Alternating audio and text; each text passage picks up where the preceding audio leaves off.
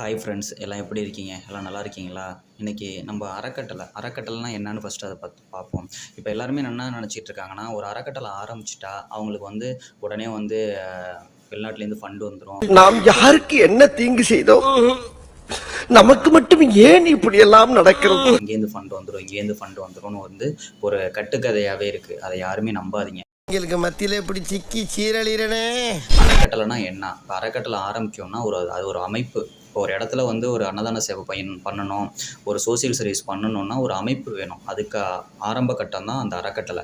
அந்த அறக்கட்டளை தான் பேசிக்னு சொல்லலாம். சரியா? அந்த அறக்கட்டளை வச்சு தான் ஒன்று நம்ம செய்கிறோம். ஒரு வந்து மெடிக்கல் கேம்பாக இருக்கட்டும், ஒரு ஸ்கூலில் போயிட்டு ஒரு திங்ஸ் கொடுக்குறது, இதான் எதுவுமே வந்து ஒரு தனி மனிதனாக ஒரு இடத்துக்கு போனோம்னா அங்கே வந்து மதிப்பு இருக்காது. இல்லை நாங்கள் இந்த அறக்கட்டளைலேருந்து வந்திருக்கோம் அப்படின்னா தான் ஒரு மதிப்பு இருக்கும். இப்போ எல்லாருமே என்ன நினச்சிக்கிறாங்க, ஒரு அறக்கட்டளை ஆரம்பிச்சிட்டா உடனே வந்து கோடிக்கணக்கில் பணம் வந்துடும்.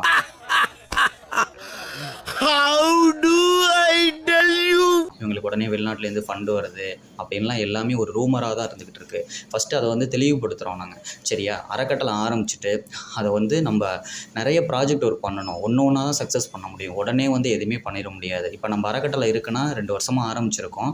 ஆனால் வந்து நம்ம ஒரு 1.5 வருஷமாக அன்னதானம் பண்ணிக்கிட்டு இருக்கோம். நம்ம வந்து ஒரு 5% தான் இன்னும் நம்ம அந்த ஒர்க்கே பண்ணிகிட்டு இருக்கோம். எல்லாருமே என்ன நினச்சிக்கிறாங்கன்னா, இவங்களுக்கு வந்து அறக்கட்டளை ஆரம்பித்து இவங்க வந்து அன்னதானம் போட்டுட்ருக்காங்க, இவங்களுக்கு வந்து வெளியிலேருந்து நிறைய ஃபண்ட்ஸ் வருது மொத்தமா என்னையவே குறி வச்சு வந்தா தப்பான இதில் இருக்காங்க. அதெல்லாம் எதுவுமே கிடையாது. எல்லாமே நம்மளோட உழைப்பு தான். ஃபஸ்ட்டு உழைச்சாதாங்க அதில் வந்து எல்லாமே இது பண்ண முடியும். இப்போ வெளிநாட்டிலேருந்து ஃபண்டு வரணும்னா அதுக்கு வந்து 12A இருக்குது, 18G இருக்குது. அதெல்லாம் இருந்தால் தான் வெளிநாட்டிலேருந்து ஃபண்டு வரும். ஃபண்டு வர வைக்க முடியும். அதுவும் உடனே ஃபண்டு அப்படியே 18Gயும் 12Aவும் வாங்கிட்டோம்னா அப்படியே உடனே ஃபண்டெல்லாம் வராது. நம்ம ட்ரஸ்ட்டு மேலே அவங்களுக்கு நம்பிக்கை வரணும். நம்ம வெளிநாட்டில் உள்ளவங்கள ஃபஸ்ட்டு நம்ம எப்படி அதை வந்து அவங்கள பிடிக்கணும், அவங்கள எப்படி பிடிக்க முடியும்? அவங்களுக்கும் நம்ம ட்ரஸ்ட்டு மேலே ஆர்வம் இருக்கணும். அதுக்கப்புறம் தாங்க அவங்களே எல்லாமே பண்ணுவாங்க. அதுவும் வந்து ஒரே நாளில் வந்து எல்லாமே சாத்தியம்லாம் கிடையாது. நிறைய ப்ராஜெக்ட் ஒர்க்கு, சோசியல் சர்வீஸ் நிறையா பண்ணணும். ஏன்னா எத்தனையோ ட்ரஸ்ட் இன்றைக்கி ஆரம்பித்து இன்றைக்கி தமிழ்நாட்டில் வந்து க்ளோஸ் பண்ணியிருக்காங்க. ஏன்னா அவங்களால ரன் பண்ண முடியல. இப்போ நம்ம ட்ரஸ்ட் ஆரம்பித்து நம்ம 1.5 வருஷம் 2 வருஷம் இப்போ ரன் பண்ணிக்கிட்டு இருக்கோம். அதனால் அதுக்கே பல போராட்டங்களை கடந்து தாங்க இப்போ டெய்லியும் அன்னதானம் பண்ணுறோம்னா 3 வேளை பண்ணுறோம்னா அதுவே ஒரு பெரிய இதாக இருக்குங்க. ஏன்னா பல தடைகளை தாண்டி தான் அந்த அன்னதானத்தையும் நாங்கள் பண்ணிக்கிட்டு இருக்கோம். ஏன்னா அதுக்கான வருமானமே எங்களுக்கு இல்லை. அதை வந்து நாங்கள் வந்து இப்போ ஒரு மாதம் நாங்கள் இது பண்ணுறோம், அன்னதானம் பண்ணிகிட்டு இருக்கோன்னா இதை எப்படி பண்ணுறோன்னு உங்களுக்கு நாங்கள் ஐடியா பண்ணுறோம். நீங்கள் இதையும் வச்சு மூவ் பண்ணுங்கள். இப்போ ஒரு வருஷமாக அன்னதானம் பண்ணிகிட்டு இருக்கிறதுனால மளிகை கடை, காய்கறி கடை இவங்க எல்லாமே எங்களுக்கு வந்து பழக்கமாயிருவாங்க. அதே போல் உங்களுக்கும் பழக்கமாவாங்க. அவங்கள்ட்ட என்ன பண்ணுவாங்க, அன்னதானம் செய்கிறதுனால ஹோல்சேல் ரேட்டுக்கு நமக்கு மளிகை ஜாமானை கொடுப்பாங்க. அவங்கள்ட்ட கிரெடிட் வச்சுக்குவோம். அண்ணே ஒரு வாரம் கொடுங்கண்ணே, 10 நாள் கொடுங்கண்ணே, அதுக்கப்புறம் காசு தரோண்ணே. இதுதாங்க இதே நடந்துகிட்டு இருக்குது. அதே போல் காய்கறி கடையில் அண்ணே ஒரு 10 நாளுக்கு கழிச்சு நான் வந்து அமௌண்ட் தரேண்ணே, செய்கிறேண்ணே, கொஞ்சம் பார்த்துங்கண்ணே. அவங்களுக்கு ஒரு நம்பிக்கை வந்துடும். ஏன்னா இவங்க அன்னதானம் செய்கிறாங்க, இவங்க வந்து நம்மளை ஏமாற்ற மாட்டாங்க, கண்டிப்பாக நமக்கு கொடுத்துருவாங்க அப்படிங்கிற ஒரு நம்பிக்கையில் தான் இந்த அன்னதானமே நாங்கள் பண்ணிக்கிட்டு இருக்கோம்.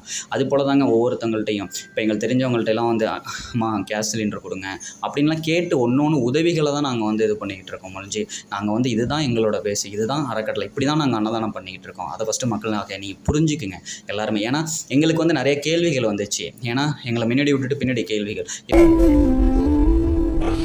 இவன் எப்படி இவன் இது பண்ணிக்கிட்டு இருக்கான், அன்னதானம் பண்ணிக்கிட்டே இருக்கானே, இவனுக்கு எங்கேயோ வந்து காசு வந்துக்கிட்டு இருக்கியா, ராஜா வாழ்க்கை வாழ்கிறான் ஐயா அப்படி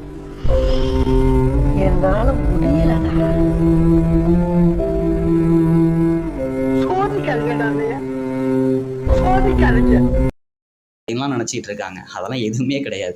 எங்களை அந்த பல தடைகளை தாண்டி தான் இன்றைக்கி இந்த அன்னதானத்தை நாங்கள் வந்து கொண்டு போய்கிட்டு இருக்கோம். ஏன்னா எங்களுக்கு வந்து அந்த சோசியல் சர்வீஸ் பண்ணணுங்கிற ஒரு மெயின்டு, மக்கள் சேவை பண்ணுறதுக்காக தான் இதுக்குள்ளே நாங்கள் இந்த அறக்கட்டளையை ஆரம்பித்தோம். அந்த சேவை நல்லபடியாக போகணும், எந்த ஒரு காரணத்துக்காலும் இந்த சேவை வந்து தடைப்பட்டுறக்கூடாது.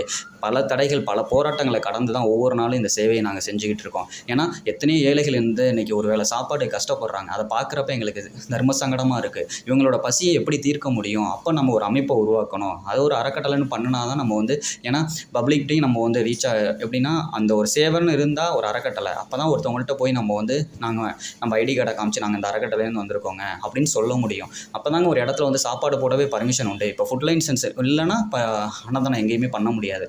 கோயில் திருவிழாக்களெல்லாம் கொண்டு நம்ம அறக்கட்டளை சார்பாக அன்னதானம் பண்ணிக்கிட்டு இருக்கோம். இப்போ எல்லாருக்குமே எங்கேயுமே எல்லா இடத்துலையும் அன்னதானம் போடுறதுக்குலாம் அலோடே கிடையாது. ஏன்னா நம்ம கவர்மெண்ட் என்ன பண்ணுறாங்கன்னா, ஃபுட் லைசன்ஸ் இருக்கா, அவங்க வந்து சுத்தமாக வந்து அந்த சாப்பாடை செஞ்சு மக்களுக்கு கொடுக்குறாங்களா அப்படின்னு கண்காணிச்சிட்டு இருக்காங்க. நம்ம இந்த சமயபுரத்துக்கே நாங்கள் அன்னதானம் பண்ணிகிட்டு இருக்கோம். அப்போ அவங்க வந்து ஃபுட் சேஃப்டி ஆஃபீஸர் எங்களை வந்து கேட்டாங்க, எங்கேருந்துப்பா வந்து பண்ணுறீங்க, உங்கள்கிட்ட ஃபுட் லைசன்ஸ் இருக்கா, எப்படி பண்ணுறீங்க அப்படின்னு சொல்லி கேட்டாங்க. ஆமாம் சார் இருக்குது சார், எங்கள்கிட்ட ஃபுட் லைசன்ஸ் இருக்குது, நாங்கள் நல்லபடியாக தரமாக தான் இந்த அன்னதானத்தை பண்ணிக்கிட்டு இருக்கோம் அப்படின்னு அவங்கள்ட்ட சொன்னோம். சரிப்பா நல்லபடியாக பண்ணுங்க அப்படின்னு சொல்லிட்டு அவங்க போயிட்டாங்க. இதான் நடந்துக்கிட்டு இருக்கு. இதுதான் இந்த அறக்கட்டளைனா அதற்கு நிறைய ஒர்க் இருக்குங்க. இன்னும் பேசிக் ஒர்க்கே நாங்கள் இன்னும் தாண்டலை. ஏன்னா எப்படி நம்ம வந்து இன்னும் நாங்கள் வந்து எல்கேஜி தான் படிச்சுட்டு இருக்கோம். இன்னும் நாங்கள் 12th ஸ்டாண்டர்ட் படிக்கணும், அடுத்தது காலேஜ் படிக்கணும்.